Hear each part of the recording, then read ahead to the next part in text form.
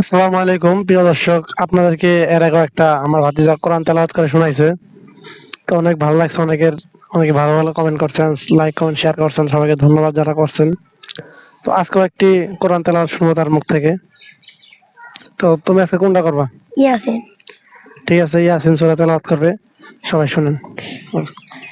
أعوذ بالله من الشيطان الرجيم.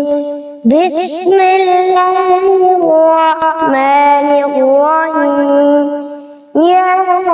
ياسين والقرآن الحكيم إنك لمن المرسلين على صراط مستقيم تنزيل العزيز الرحيم لتنذر قوما ما أنذر آباؤهم فهم غافلون لقد حق القول على أقدارهم فهم لا يؤمنون إنا جعلنا في أعناقهم أغلالا فهي إلى الأذقان فهم مقمحون وجعلنا من بين أيديهم سدا ومن خلفهم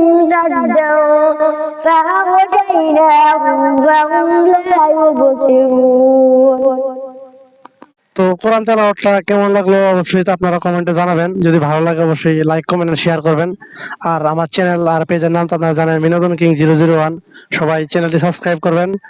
আর এমন আরো অনেক ভিডিও পেতে আমার পেজটি ফলো করবেন। সবাইকে ধন্যবাদ। আসসালামু আলাইকুম।